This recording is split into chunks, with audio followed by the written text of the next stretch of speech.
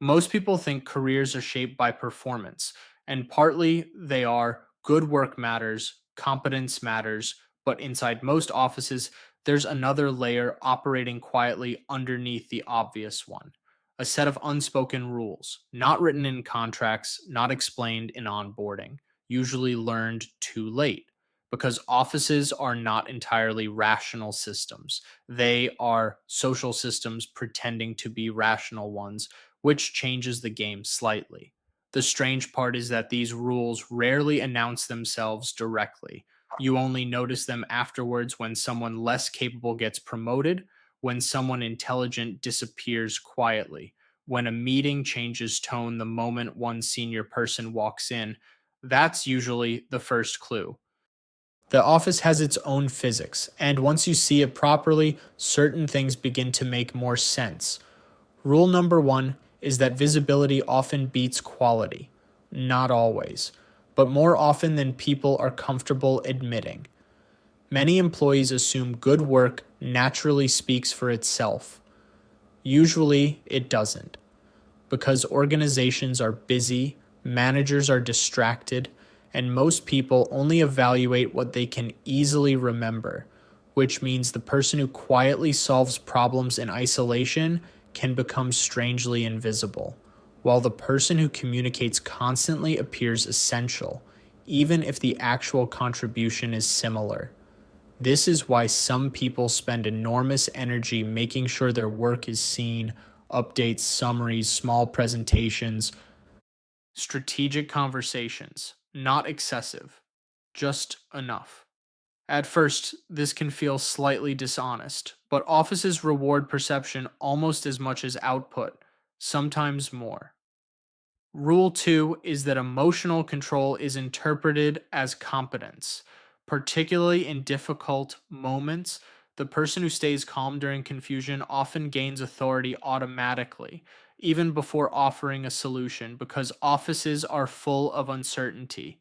Deadlines shift, clients complain, leadership changes direction halfway through projects, and in unstable environments, calmness becomes persuasive.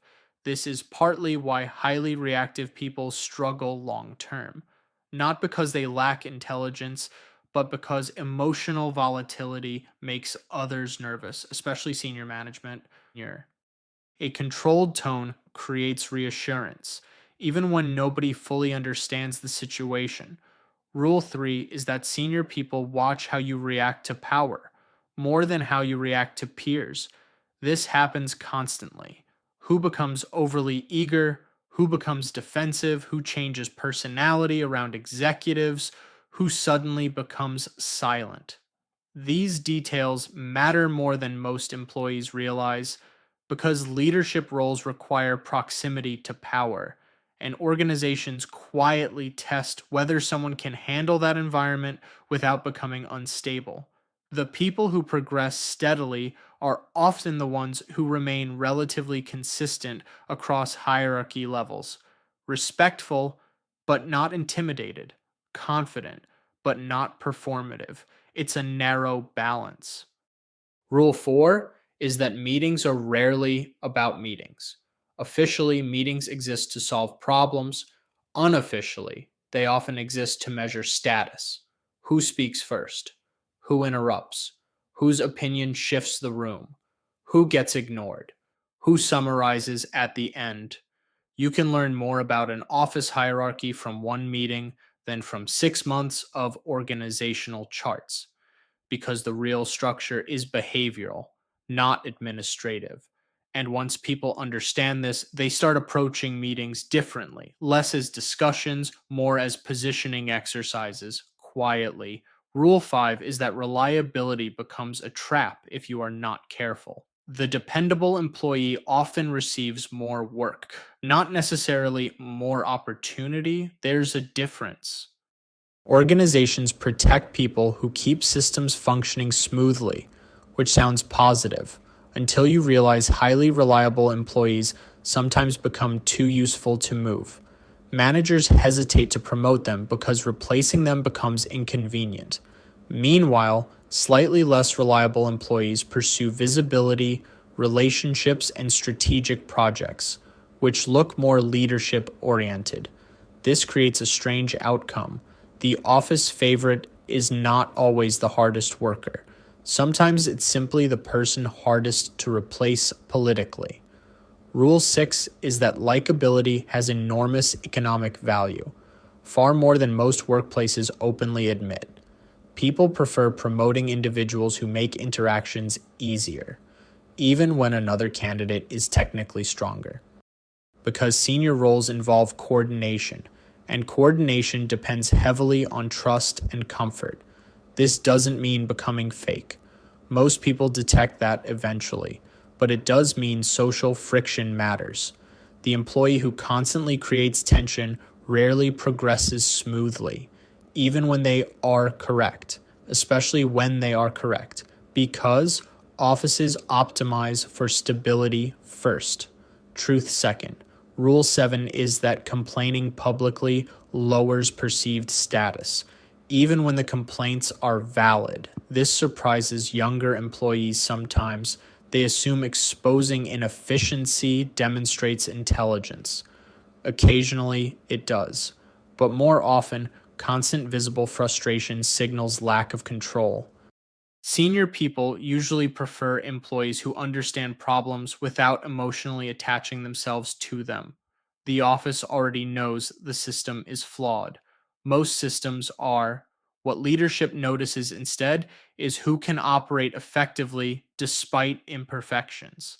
That person appears adaptable, which becomes valuable. Rule 8 is that relationships compound quietly over time. Most careers look sudden from the outside, but internally, they are usually cumulative.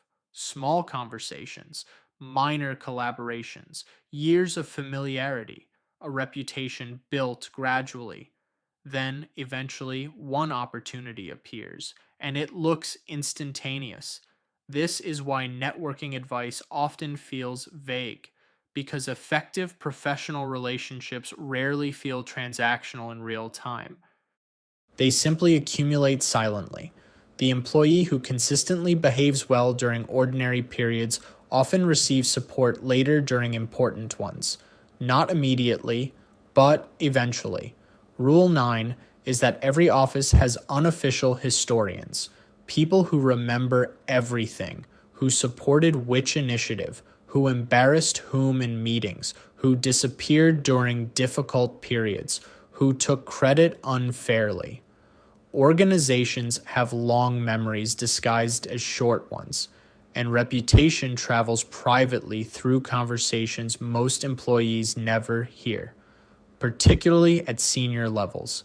This is why certain people stop progressing without obvious explanation. Official feedback remains polite, but informal trust erodes quietly.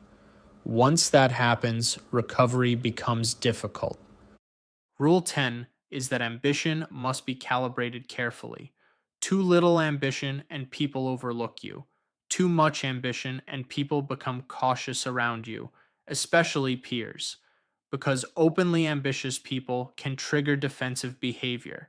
Others begin protecting territory. Information becomes restricted, support weakens. The employees who navigate this well usually signal ambition indirectly through consistency, capability, ownership, rather than constant self promotion. Subtle ambition tends to survive longer.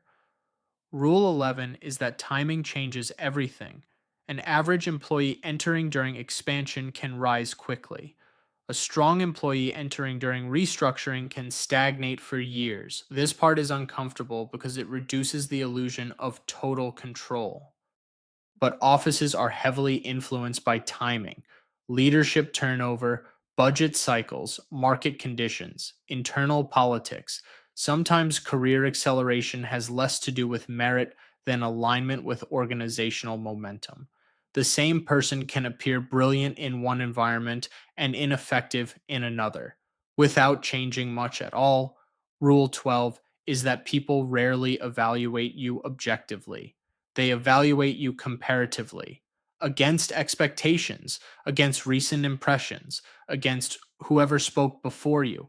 This creates strange outcomes. A competent employee following an exceptional presentation appears weaker than they are. An average employee speaking after confusion appears impressive. Context shapes perception constantly, which means performance alone is never the full story. Positioning matters, sequence matters, framing matters. Most offices would never admit this openly, but they operate this way regardless. Rule 13 is that silence can be strategic. Not every opinion improves your position. Some employees feel pressured to demonstrate intelligence continuously, so they comment on everything, correct every mistake, challenge every weak idea. But highly effective people often choose their moments carefully, because constant visibility creates exhaustion, and constant criticism creates resistance. Sometimes influence comes from restraint. The person who speaks selectively often appears more authoritative when they finally do speak, partly because scarcity changes attention. Rule 14 is perhaps the most important. The office is not your family, even if the culture occasionally pretends otherwise. This doesn't mean becoming cynical, it simply means understanding the relationship accurately.